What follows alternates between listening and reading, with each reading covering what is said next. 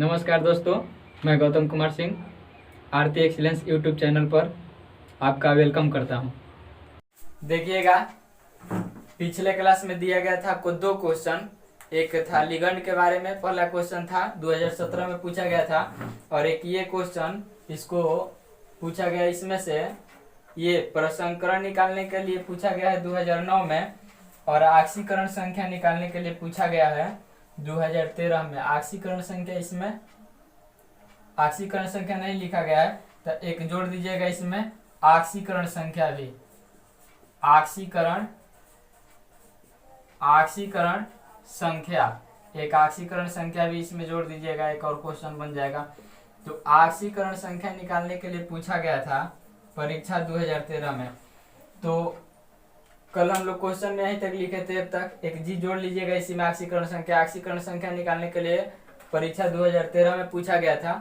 तो देखिए, क्वेश्चन को बनाना है समन्वय मंडल। समन्वय मंडल किसको कहते हैं ये बात बतलाना है। तो समन्वय मंडल की बात सबको पता है कि जो बड़का कोष्टक के अंदर लिखा जाता है ना, उसी को बोलते हैं समन्वय मंडल, चाहे समन्वय सत्ता, चाहे उप सह संयोजन सत्ता बोला जाता है। इसके बाद प्रत्यायन।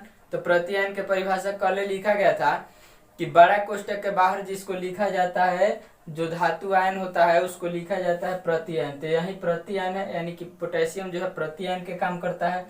लिगेंड, तो लिगेंड के बारे में आपको ये परिभाषा बतलाया गया है कि केंद्रीय परमाणु, बड़का कोष्टक के अंदर केंद्रीय परमाणु और लिगेंड होते हैं।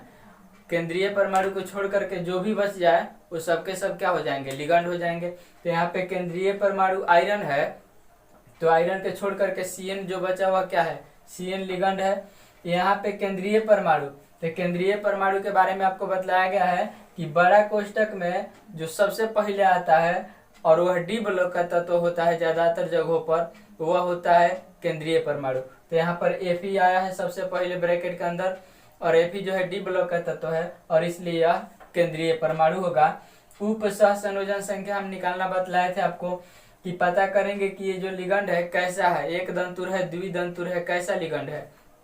तो ये जो है एक दंतुर लिगेंड है, मतलब एक इलेक्ट्रॉन का युग्म प्रदान करेगा, एक इलेक्ट्रॉन का युग्म प्रदान करेगा जब यह, तो ऐसे ऐसे 6 लिगेंड है तो 6 इलेक्ट्रॉन का युग्म प्रदान करेगा, यानी कि इसका जो है उप सह संयोजन संख्या 6 हो जाएगा। इसके बाद प्रसंकरण निकालेंगे हम लोग, और आक्सीकरण संख्या निकालना तो फर्स्ट ईयर में पढ़ ही लिए हैं, तो इस तरह से निकालेंगे। तो इन सारे सवालों का जवाब देने के लिए 7 सवाल टोटल लिखे गए हैं। यहाँ पे ABCD G तक लिखा गया है, टोटल 7 सवाल हैं। सातों सवाल का जवाब देने के लिए सबसे पहले का काम आपको ये करना होगा कि ये जो दिया गया है आपको, इसका आक्सीकरण संख्या निकालना पड़ेगा। तो आइए निकालते हैं आक्सीकरण संख्या हम लोग इसका। तो आक्सीकरण संख्या के लिए देखिए, यहाँ पे निकाल रहे हैं आक्सीकरण संख्या। यहाँ पे है K4 Fe, और यहाँ पे Cn, ये 6 है, और ये अब यहाँ पे हमें आयरन के आक्सीकरण संख्या निकालनी है। तो आयरन के आक्सीकरण संख्या हम लोग कितना मान लेंगे, X मान लेंगे। अब आयरन के X मान लिया गया, तो देखिए पोटेशियम के +1 होता है आक्सीकरण संख्या, ऐसा सबको पता है।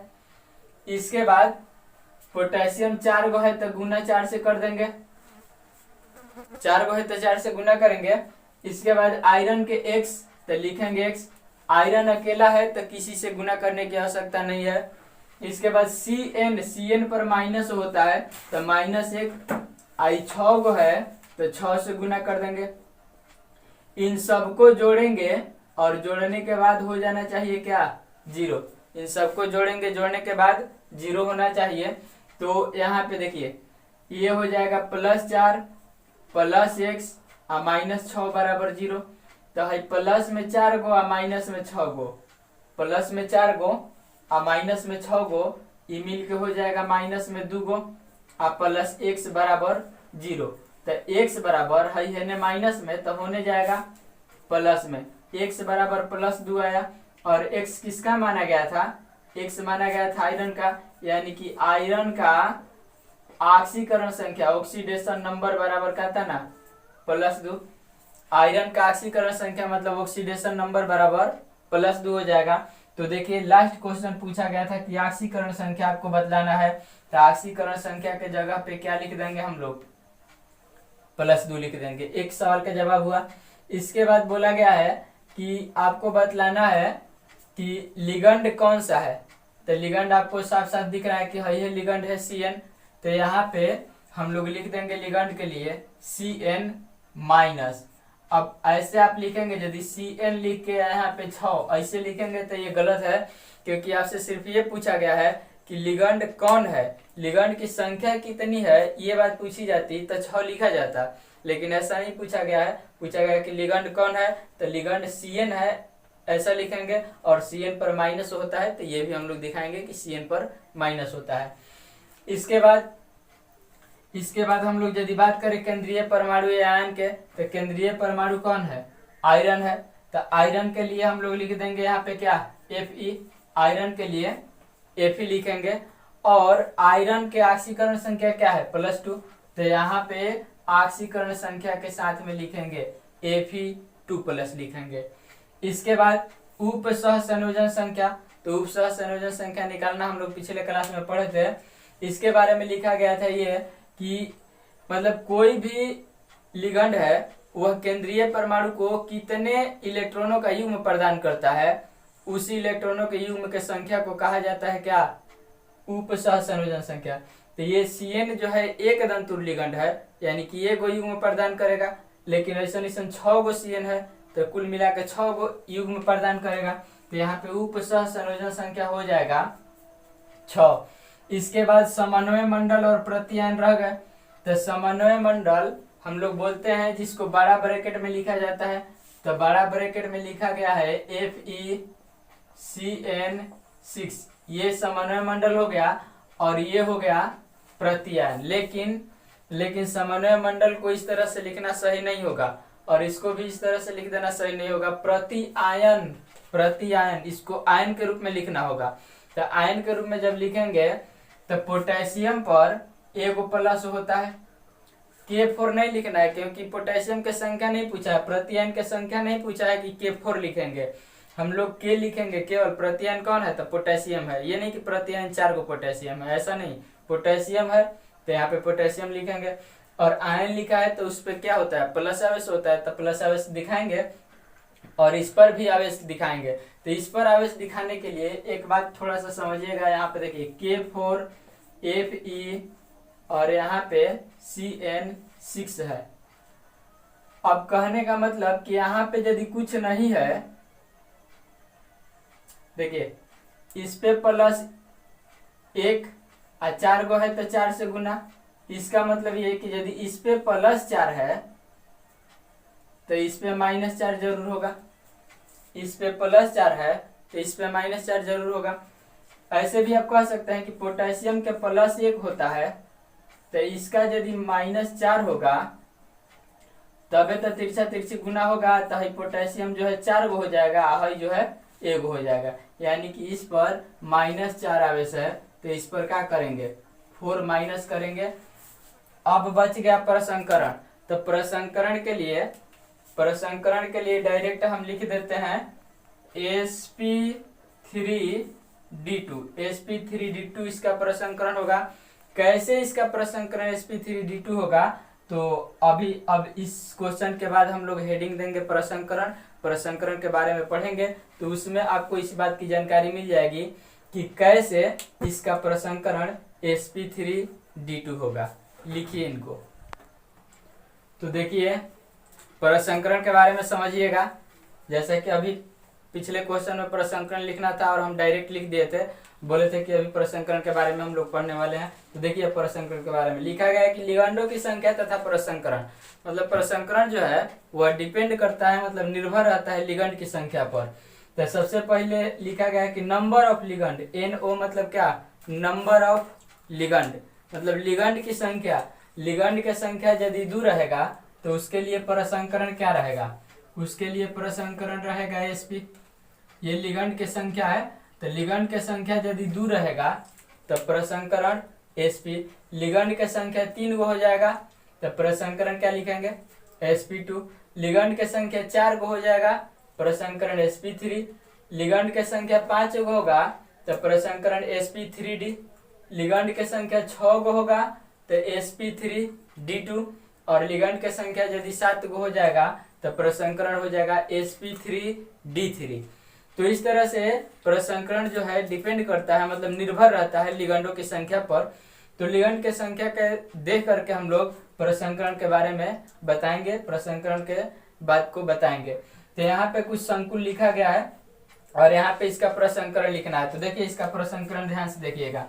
लिगंड के संख्या पर, तो लिगंड एकरा में क्लोरीन है और क्लोरीन के संख्या कब है 6 गो। लिगंड इस संकुल यौगिक में लिगंड जो है कौन है क्लोरीन, और क्लोरीन के संख्या जो है 6 गो है। तो क्लोरीन के संख्या यदि 6 गो है तो 6 खातिर प्रसंकरण क्या होता है sp3d2। तो यहाँ पे प्रसंकरण हम लोग क्या लिख देंगे sp3d2। आई बात है समझ में। यहाँ पे लिगंड NH3 है, क्योंकि केंद्रीय बड़ा कोष्टक में केंद्रीय परमाणु को छोड़ करके सब जो है लिगंड होता है। तो केंद्रीय परमाणु ये, इसको जैसे ही छोड़ा गया तो NH3 मतलब अमोनिया, NH3 मतलब अमोनिया, और अमोनिया लिगंड के काम कर रहा है और अमोनिया का संख्या 4 गो है। तो अमोनिया लिगंड है, अमोनिया का संख्या 4 गो है, इसका मतलब कि लिगंड के संख्या 4 गो है, और लिगंड के संख्या जब 4 गो है तो 4 खातिर प्रसंकरण होता है sp3 यहाँ पे लिखा गया है। तो 4 के लिए मतलब यहाँ पे प्रसंकरण हो जाएगा sp3। इसके बाद यहाँ पे देखिए पीछे वाला क्वेश्चन, जो अभी क्वेश्चन में हम लोग प्रसंकरण डायरेक्ट लिख दिए थे, वही क्वेश्चन यहाँ पे K4 Fe6। तो यहाँ पे लिगंड के काम कौन कर रहा है Cn कर रहा है, और Cn के संख्या कई गो 6 गो, यानी कि लिगंड के संख्या 6 गो है। तो 6 खातिर प्रसंकरण का sp3d2। तो इसके लिए प्रसंकरण हो जाएगा sp3d2 हो जाएगा। सो sp3d2 लिख दिया जाएगा। यहाँ पे देखिए यहाँ पे कौन है लिगंड। तो यहाँ पे हम लोग ये बात जानते हैं कि बड़ा कोष्टक के अंदर केंद्रीय परमाणु को छोड़ करके सब लिगंड होते हैं। तो केंद्रीय परमाणु डी ब्लॉक का तत्व होता है, मतलब निकेल जो है केंद्रीय परमाणु है। तो निकेल को छोड़ करके हई हो क्या है लिगंड, और ये भी क्या है लिगंड, ये भी लिगंड है, ये भी लिगंड है। तो लिगंडों की संख्या, तो इसकी संख्या 2 गो, Cl2 लिखा गया, मतलब Cl की संख्या 2 गो, H2O की संख्या कई गो 4 गो। तो लिगंडों की कुल संख्या 2 + 4 6 हो जाएगी। तो लिगंडों की संख्या 6 हो गई यहाँ पे। तो 6 खातिर क्या है sp3d2। तो इसके लिए भी क्या हो जाएगा sp3d2। समझना ये है आपको, लिगंड कई तरह के होके उससे मतलब नहीं, लिगंड 2 तरह के भी, 3 तरह के भी, 4 तरह के भी आ सकते हैं। तो आएंगे तो क्या करना है, सबके संख्या जोड़ के और मिला लेना है सारणी से। तो यहाँ पे लिगंड 2 तरह के, इस सब में 1 तरह के लिगंड है, इसमें 2 तरह के आ गए। नीचे वाला में भी 2 तरह के लिगंड है, एगो Cl है और फिर से NH3 है। आपकी बार यहाँ पे H2O था, यहाँ पे NH3 है। तो यहाँ पे CO कोबाल्ट डी ब्लॉक का तत्व है, तो यह केंद्रीय परमाणु हो जाएगा। और इसको छोड़ करके ये जो बच गए दोनों, ये दोनों लिगंड हो जाएंगे। तो इसमें क्लोरीन के संख्या 3 गो, NH3 के संख्या भी 3 गो। तो 3 गो है और 3 गो ई, मिला के इसकी संख्या टोटल हो गई कितनी 6। इसकी संख्या 6 हो गई। तो इसका प्रसंकरण कितना हो जाएगा, तो 6 के सामने क्या है sp3d2। यानी कि प्रसंकरण जब भी निकालना होगा तो हम लोग इसी तरह से निकालेंगे। देखिएगा अगला टॉपिक है होमोलेप्टिक एंड हेट्रोलेप्टिक कॉम्प्लेक्स।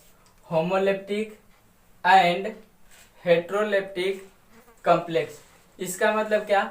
तो होमो का मतलब लिखा गया कि समान, समान माने एक ही प्रकार के, और हेट्रो के मतलब असमान, हेट्रो मतलब असमान, असमान माने विभिन्न प्रकार के। तो सबसे पहले का काम आपको क्या करना है कि ये हेडिंग देना है, हेडिंग देने के बाद ये 2 लाइन लिखना है। सबसे पहले का काम आप हेडिंग देंगे, हेडिंग देने के बाद ये 2 लाइन लिखेंगे। इसके बाद जो हम बोलेंगे उसको आप लिखेंगे। पहले इतना लिखिए और लिखने के बाद समझिए, पहले समझ लीजिए, उसके बाद आगे लिखिएगा। देखिए होमो मतलब बोला गया है कि समान। तो हम लोग अभी बहुत सारे यौगिकों का प्रसंकरण निकाले थे। तो इसमें प्रसंकरण में हम लोग जो जो यौगिक देखे थे, कुछ यौगिक इस तरह का था, PTCl6 यहाँ पे 2- था।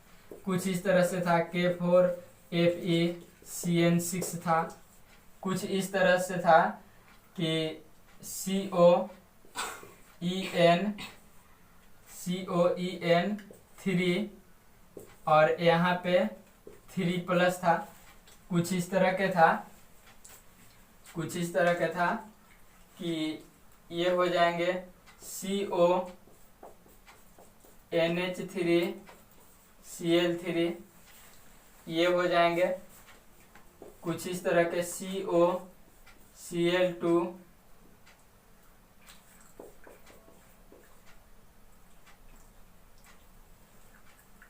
H2 NH3 Cl2 3 H2O3, ये भी हो सकते हैं CONH3 5 NO2। तो ये सब यौगिक, मतलब अभी हम लोग कुछ प्रसंकरण में कुछ इस तरह के यौगिकों को देखे थे। तो आप हेमोलेप्टिक एंड हेट्रोलेप्टिक हेडिंग देने के बाद है 2 लाइन लिखिएगा, और लिखने के बाद पहले बात को समझ लीजिए, और समझने के बाद तब हम आगे बोलेंगे तो लिखिएगा। देखिए, होमोलेप्टिक के मतलब, होमो का मतलब हो गया समान, समान माने एक ही प्रकार के, एक ही प्रकार का मतलब क्या है, एक के जैसन। देखिए इस यौगिक को देखिएगा, तो इसमें जो लिगंड है क्लोरीन, लिगंड के संख्या कब है, 6 गो है। लिगंड के संख्या 6 गो है, लेकिन 6 जो है ना एक के जैसन है। 6 क्या है, क्लोरीन है, क्लोरीन है, क्लोरीन है, क्लोरीन है, क्लोरीन है, और क्या, क्लोरीन है। तो लिगंड के संख्या 6 गो है जरूर, लेकिन 6 क्या है, एक समान है। एक समान यानी कि कह सकते हैं कि जो है होमोलेप्टिक कॉम्प्लेक्स है। यहाँ पे देखिए CN की संख्या, लिगंड CN है, CN की संख्या 6 गो जरूर है। तो हम लोग ये बात कह सकते हैं कि यहाँ पे लिगंड जो है, यहाँ पे जो लिगंड है वह एक ही प्रकार का है, एक ही प्रकार का है। मतलब ये भी किसके अंतर्गत आ जाएगा, होमोलेप्टिक के अंतर्गत आ जाएगा। इसके बाद इसमें देखिए ये लिगंड है, लिगंड भले इसकी संख्या 3 गो है, लेकिन संख्या 3 गो है, लेकिन तीनों के तीनों क्या है, EN है। तीनों के तीनों क्या है, EN है। तो लिगंड जो है 3 गो है और तीनों क्या है, एक ही तरह के है। तो इसलिए ये भी क्या कहलाएगा, होमोलेप्टिक कॉम्प्लेक्स। होमोलेप्टिक कॉम्प्लेक्स मतलब होमोलेप्टिक कॉम्प्लेक्स की यदि परिभाषा आपसे पूछी जाए तो आप ये कह सकते हैं कि वैसा उपसह संयोजन यौगिक, चाहे वैसा संकुल यौगिक जिसमें केवल एक ही प्रकार के लिगंड उपस्थित हो। देखिए इसमें केवल एक ही प्रकार के Cl, इसमें केवल एक ही प्रकार के CN, इसमें भी केवल एक ही प्रकार के EN। तो परिभाषा समझ में आई होगी आपको कि होमोलेप्टिक कॉम्प्लेक्स वैसे संकुल यौगिकों को कहेंगे, चाहे ऐसे उपसह संयोजन यौगिकों को कहेंगे जिसमें लिगंड जो होंगे एक ही तरह के पाए जाएंगे, एक ही तरह के लिगंड होंगे, तो उसको बोलेंगे क्या, होमोलेप्टिक।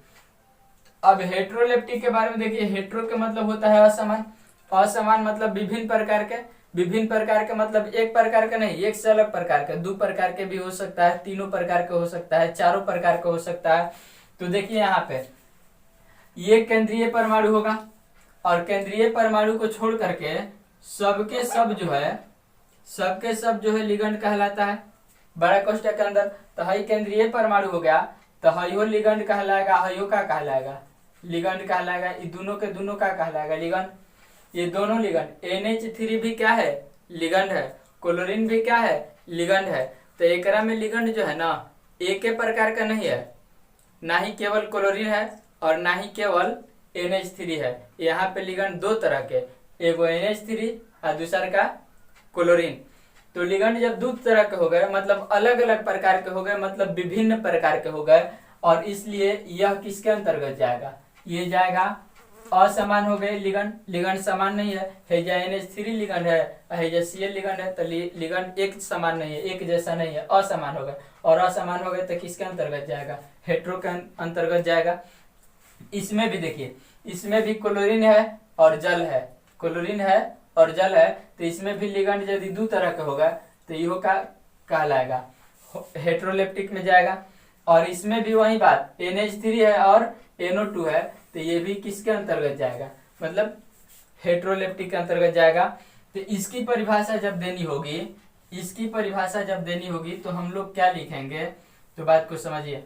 यदि बोला जाए कि हेट्रोलेप्टिक कॉम्प्लेक्स किसको बोलेंगे, तो जवाब ये होगा कि वैसा संकुल चाहे वैसा उप सह संयोजन यौगिक जिसमें लिगंड एक से अधिक प्रकार के पाए जाते हैं, एक से अधिक प्रकार के, देखिए दो प्रकार के, एक से अधिक प्रकार के पाए जाते हैं या विभिन्न प्रकार के लिगंड पाए जाते हैं, उसी को कहा जाएगा हेट्रोलेप्टिक। तो परिभाषा दोनों को समझ में आया। पहली का परिभाषा ये होमोलेप्टिक का कि लिगंड एक समान रहेगा, चाहे लिगंड का योग रहे लेकिन रहे एक समान एक जैसन, तो उसको बोलेंगे होमोलेप्टिक। और हेट्रोलेप्टिक बोलेंगे जिसमें लिगंड जो है एक से अधिक प्रकार के, एक से अधिक प्रकार के मतलब विभिन्न प्रकार के होंगे, तो उसको बोलेंगे हेट्रोलेप्टिक कॉम्प्लेक्स। तो बातें समझ में आई। इसके बाद हम बोल रहे हैं, आप लिखिएगा। तो सबसे पहले का काम आप ये हेडिंग दीजिएगा, हेडिंग देने के बाद हई 2 लाइन लिखिएगा और लिखने के बाद जब हम बोल रहे हैं उसको लिखिए। इसको उदाहरण में लिखेंगे, जैसे बाद में लिखेंगे परिभाषा लिखने के बाद। तो इतना लिखने के बाद बोल रहे हैं, लिखिएगा। ऐसे संकुल, ऐसे संकुल, ऐसे संकुल जिनमें धातु परमाणु, जिनमें धातु परमाणु,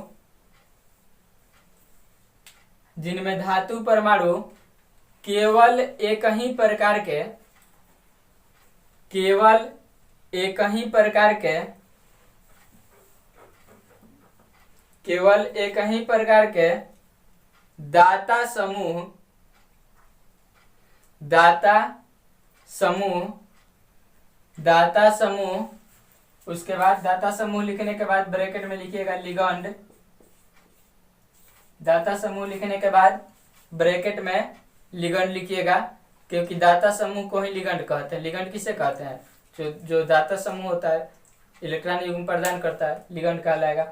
तो दाता समूह, उसके बाद ब्रैकेट में लिगंड लिखिएगा, से परिबद्ध होता है, से परिबद्ध होता है, से परिबद्ध होता है, से परिबद्ध होता है, तो उसे, तो उसे, तो उसे होमोलेप्टिक, देखिए यहां पे लिखा गया है होमोलेप्टिक, होमोलेप्टिक यहां पे लिखे हैं homoleptic complex, complex, homoleptic complex कहते हैं, होमोलेप्टिक कॉम्प्लेक्स कहते हैं, होमोलेप्टिक कॉम्प्लेक्स कहते हैं।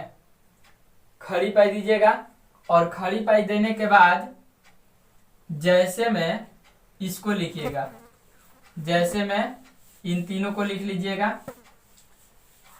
खड़ी पाई देने के बाद जैसे में इन तीनों को, देखिए यहाँ पे है जो 3 को हम घेर दिए, यहाँ पे घेर रहे हैं, इन तीनों को जैसे में लिखिएगा।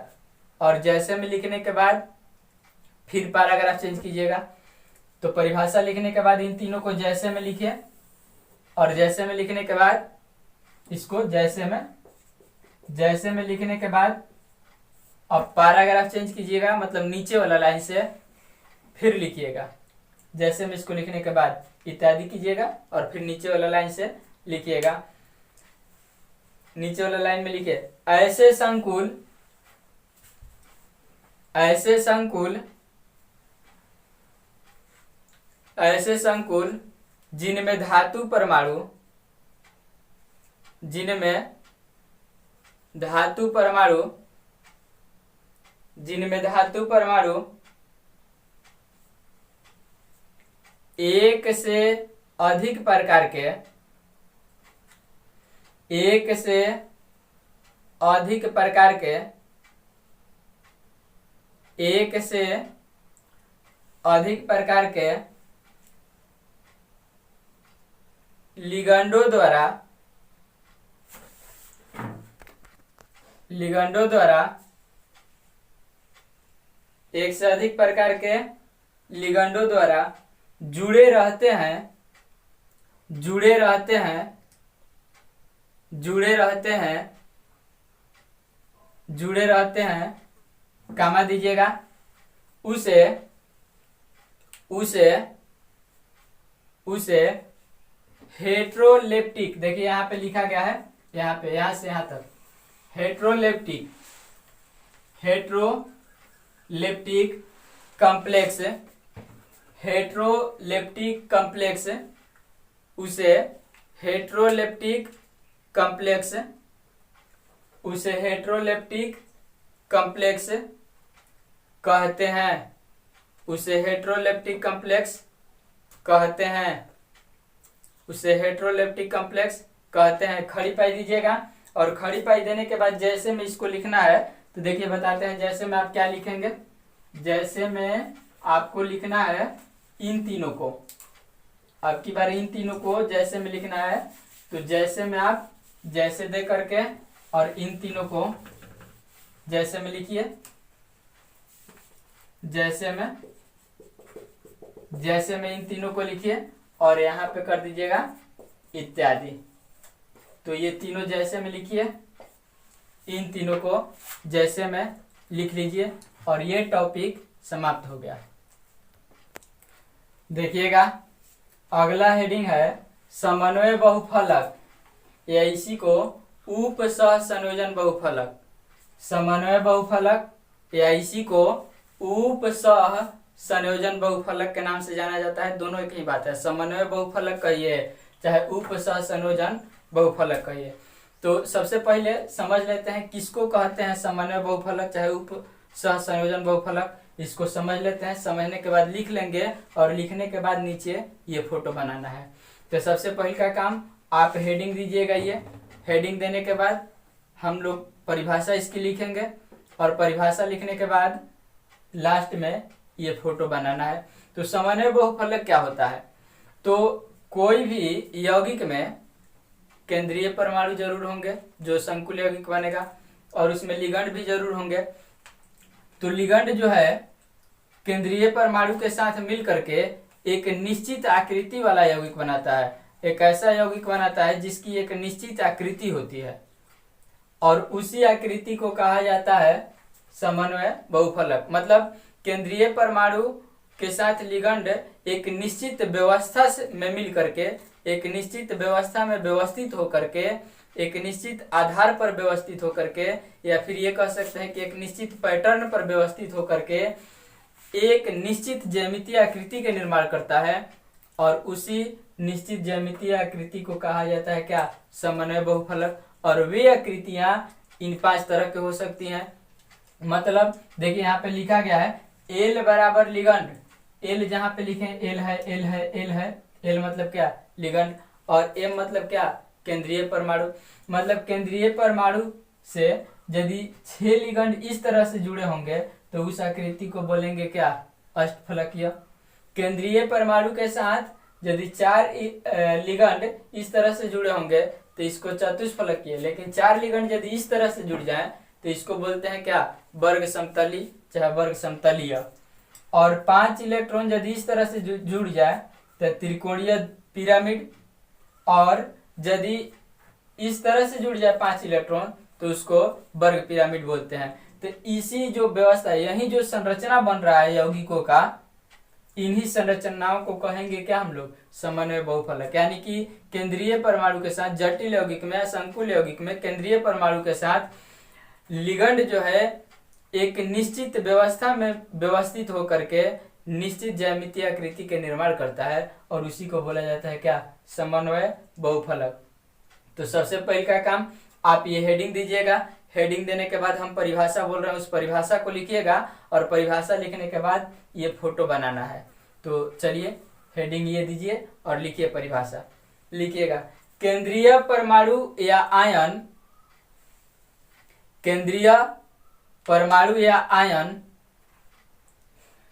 केंद्रीय परमाणु या आयन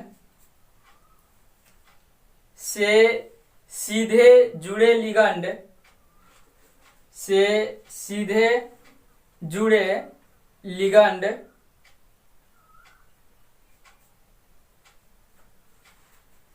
से सीधे जुड़े लिगंड परमाणुओं की लिगंड परमाणुओं की दिक् स्थान व्यवस्था, यहाँ पे देखिए लिख दे रहे हैं हम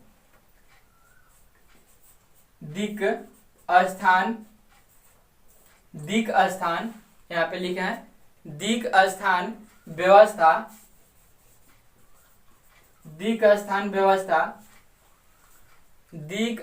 व्यवस्था को समन्वय बहुफलक कहते हैं। दिक् स्थान व्यवस्था को समन्वय बहुफलक कहते हैं। दिक् स्थान व्यवस्था को समन्वय बहुफलक कहते हैं। खड़ी पाई दीजिएगा और पैराग्राफ चेंज करके फिर लिखिएगा। कहते हैं के बाद खड़ी पाई और फिर पैराग्राफ चेंज कीजिएगा। पैराग्राफ चेंज करने के बाद लिखिएगा समन्वय बहुफलक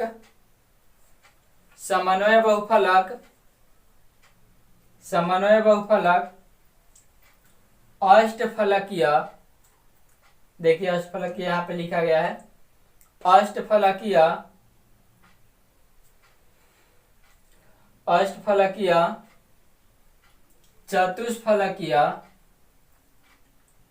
चतुष्फलकीय यहाँ पे लिखे हैं चतुष्फलकीय वर्ग समतलीय, यहाँ पे लिखा गया है वर्ग समतलीय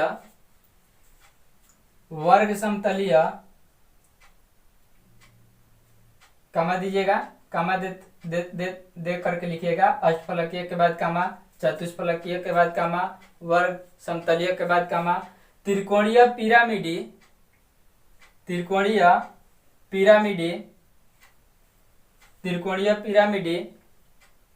तथा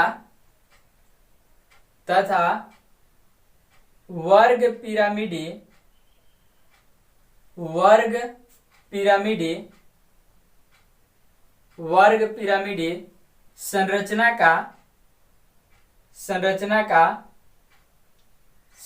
का निर्माण करता है।